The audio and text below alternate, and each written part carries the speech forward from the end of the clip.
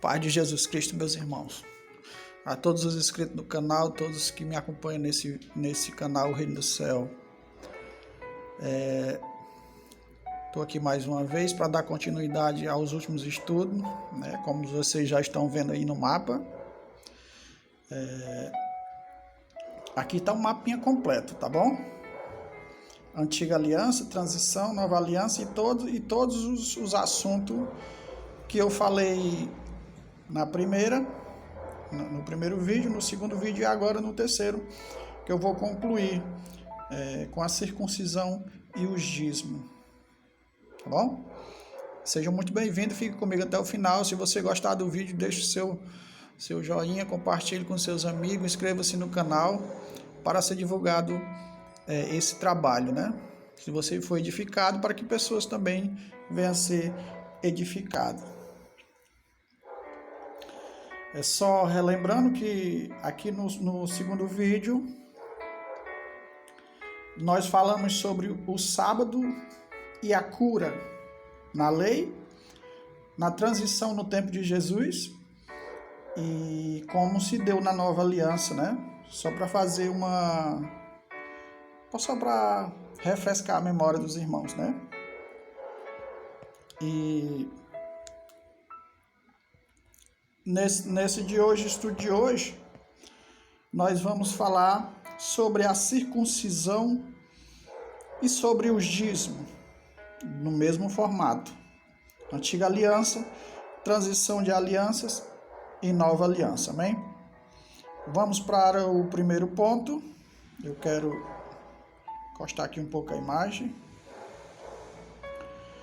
Primeiro ponto, nós vamos falar sobre a circuncisão, né?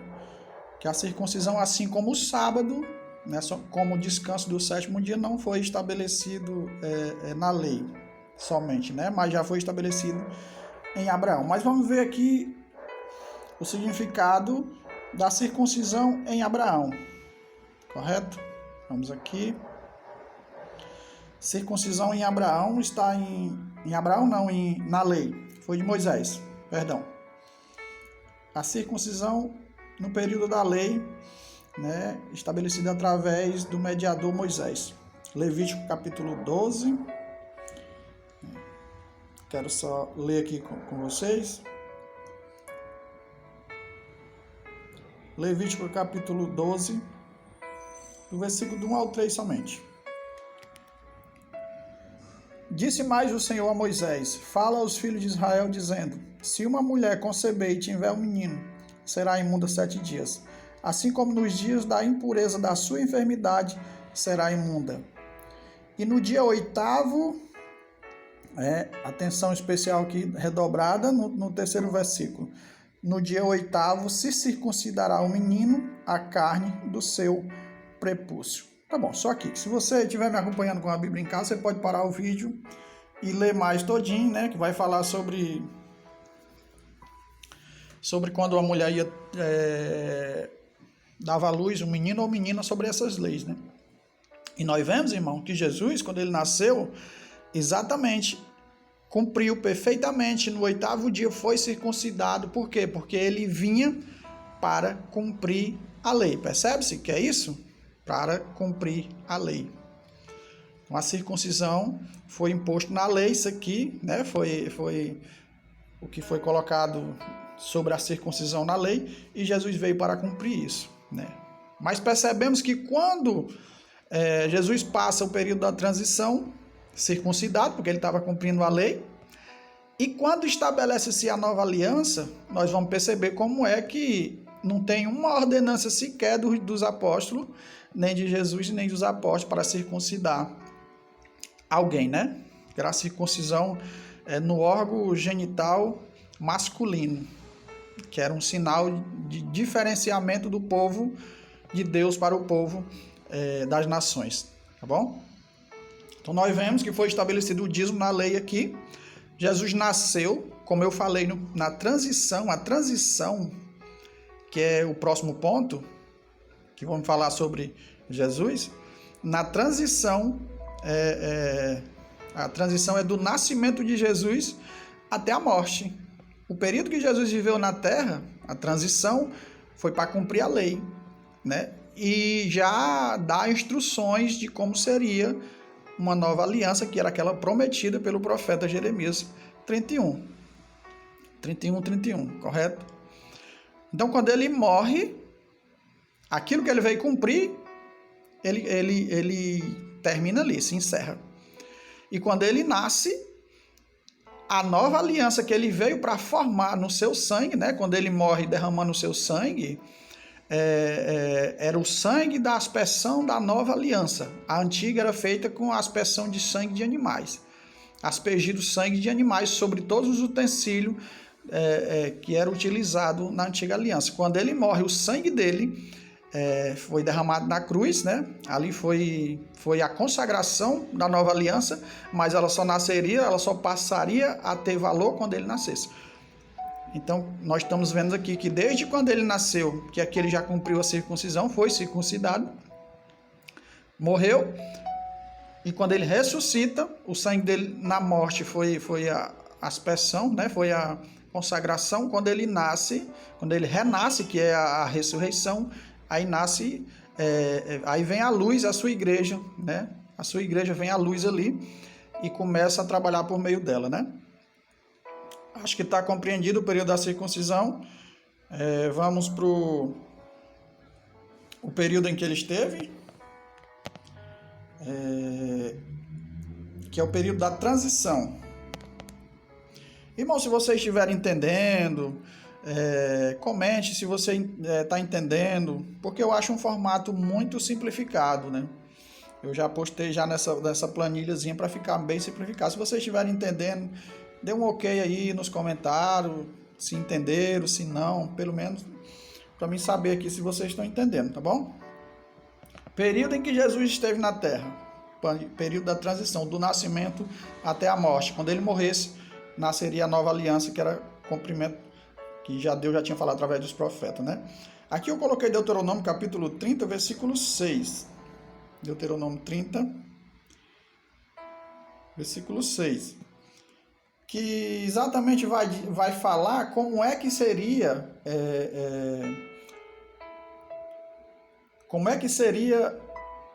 a circuncisão. Amém? Eu coloquei aqui conversão, porque Deuteronômio capítulo 30, versículo 6 diz exatamente assim: também o Senhor teu Deus circuncidará o teu coração e o coração de tua descendência, a fim de que ames ao Senhor teu Deus de todo o teu coração e de toda a tua alma, para que vivas. Jesus, quando estabeleceu a lei, ele disse, o primeiro mandamento, quando um certo doutor da lei chega para ele e experimenta qual é o primeiro e maior mandamento, Jesus vai dizer, o primeiro é amar a Deus sobre todas as coisas, né? E o segundo, ama teu próximo a ti mesmo. Resumiu os 10 mandamentos em 2 mandamentos, né? Que se cumprem em amor, né? Como que nós vemos que já estava dito que Deus circuncidaria o coração do povo, né? Da descendência de Moisés, descendência de Israel, de Jacó, né? O fim de que ames o Senhor teu Deus de todo o teu coração e de toda a tua alma, para que vivas, né? É o que nós vivemos hoje. Aqui, Jesus veio cumprir isso. Ele veio ensinar as pessoas que deveriam se arrepender para que não necessariamente mais ser circuncidado o couro do prepúcio, o órgão genital masculino, cortar a pele, correto? No período que Jesus vem, ele começa a ensinar, né, que a partir dali, que foi João Batista disse, arrependei-vos, né, para se apagar os pecados, no arrependimento, que é o evangelho, a pregação do evangelho é o arrependimento, e quando há conversão, a pessoa se converte, então não é necessário circuncidar o couro do prepúcio, mas sim a pessoa tem circuncidado o coração, porque através daí você vai fazer as coisas não por uma lei que ordena, mas pelo amor, que agora habita no seu coração. Amém? Vamos para a última,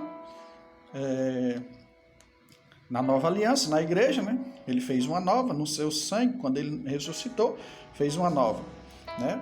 E eu coloquei no coração, e eu coloquei a passagem de Colossenses capítulo 2, versículo 11. Vamos lá ler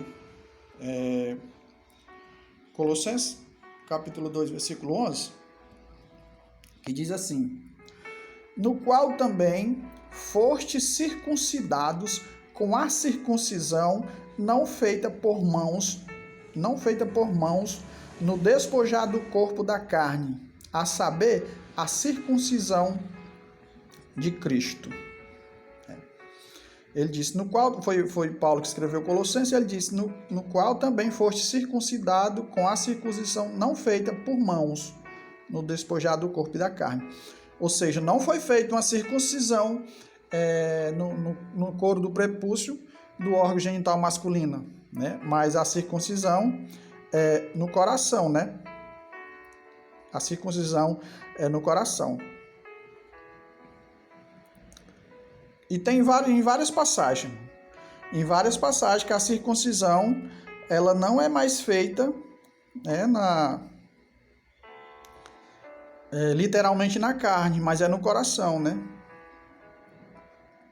Ó, Romanos capítulo 2, 29 diz assim: mas é a judeus aquele que o é interiormente, e circuncisão é a do coração no espírito e não na letra, cujo louvor não provém dos homens, mas de Deus, né?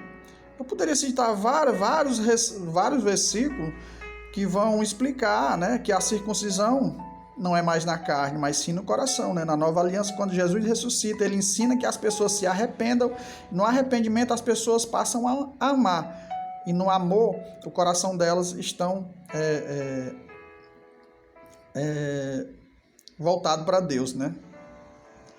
Filipenses capítulo 3, versículo 3, ele diz assim: porque a circuncisão somos nós, que servimos a Deus em espírito, e nos gloriamos em Cristo Jesus, e não confiamos na carne, né?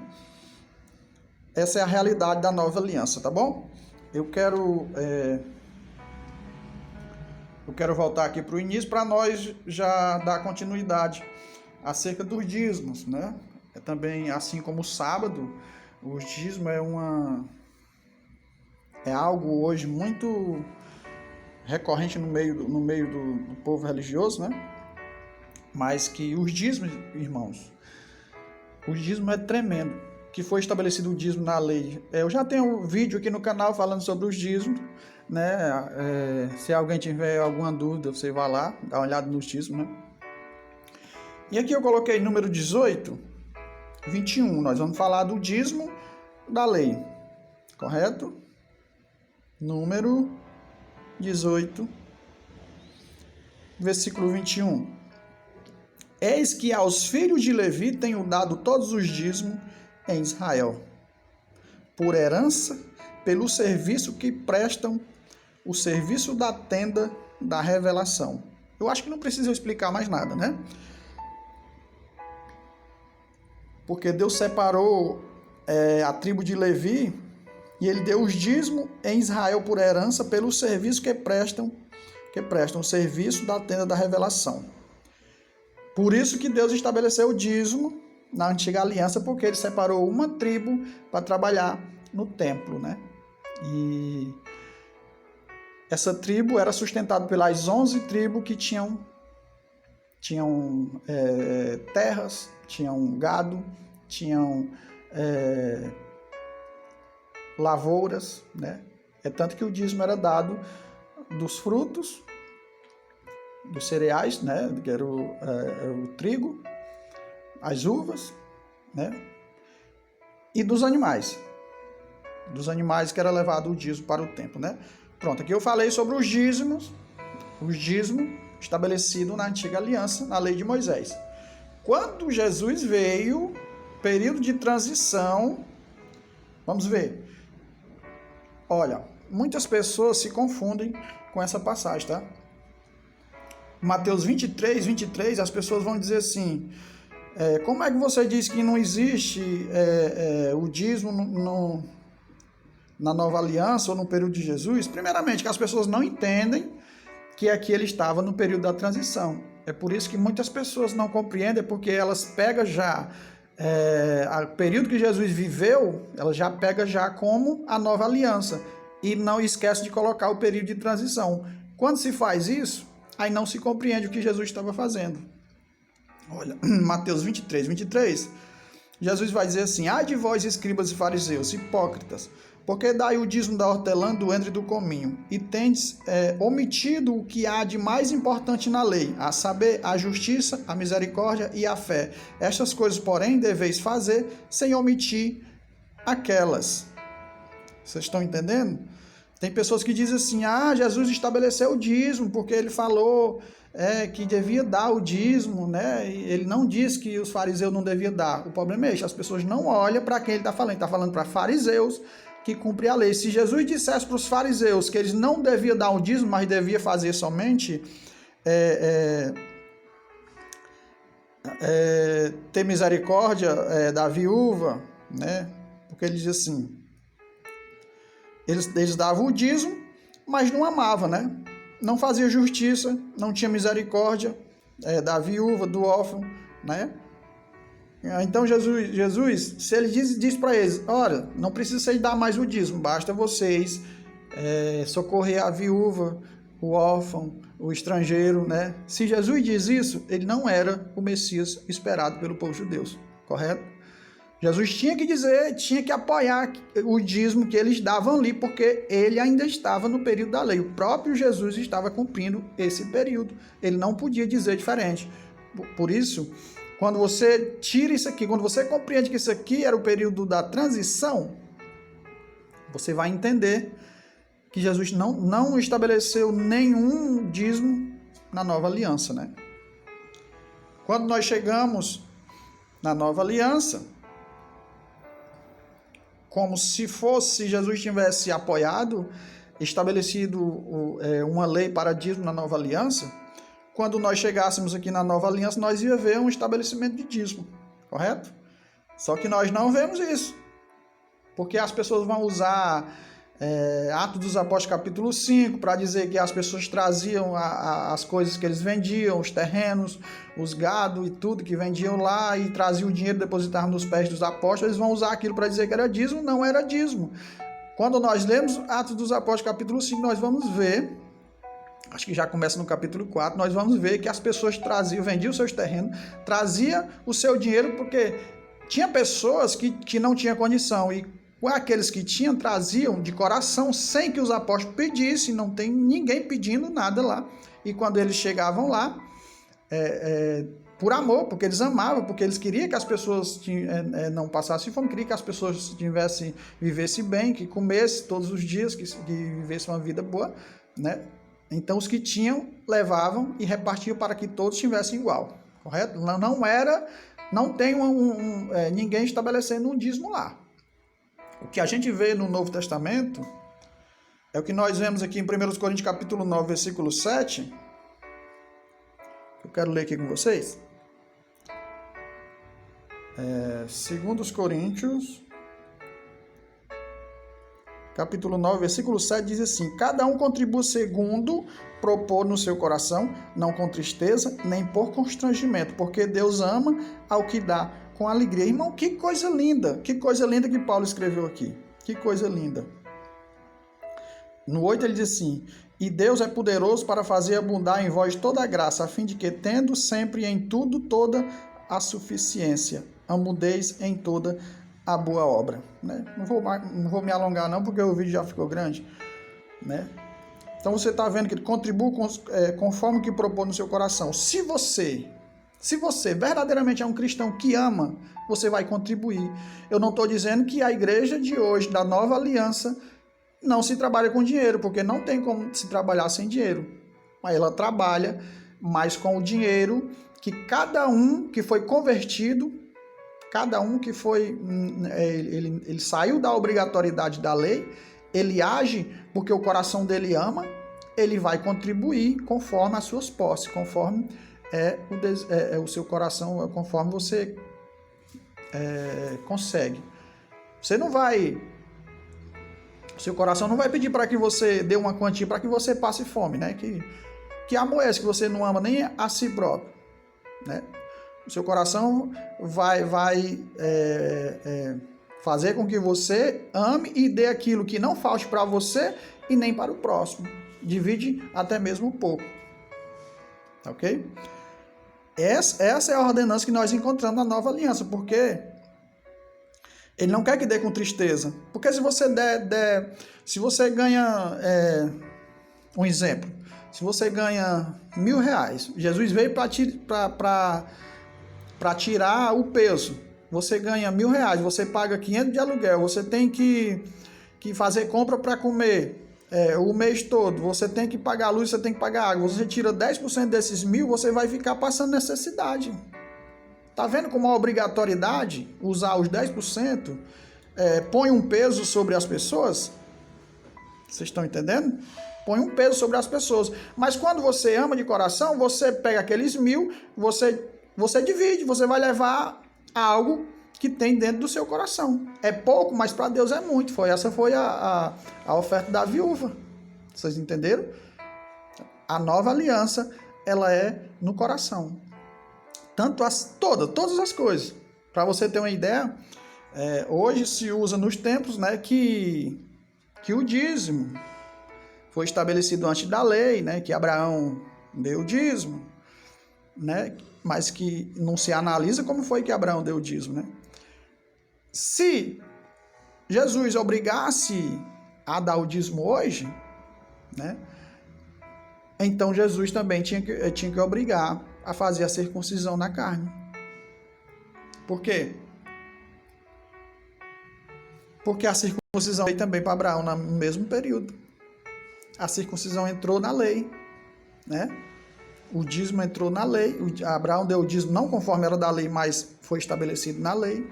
E quando sai da lei, hoje só querem o dízimo por quê? É de suspeitar, porque é dinheiro, né? É de suspeitar. Mas ninguém ordena que faça a circuncisão. Se for ordenar que deu o dízimo, né? Já saiu já de Cristo, você se desfez, já saiu de Cristo, já saiu da nova aliança e voltou para a velha, você tem também que fazer a circuncisão. Tem que viver pela lei. Todo pela lei. Quem quer algo da lei tem que ir para a lei, né? Então vocês entenderam, né? Vamos encerrar aqui o vídeo. Eu achei que eu ia ficar menor do que os outros, ficou até maior. Mas eu quero agradecer a todos vocês que têm assistido, que você venha buscar compreender. Se você tiver gostado, né? Deixa o seu joinha aí, deixa o teu comentário. Amém? Deus abençoe, fiquem todos na paz do Senhor Jesus e até o próximo vídeo.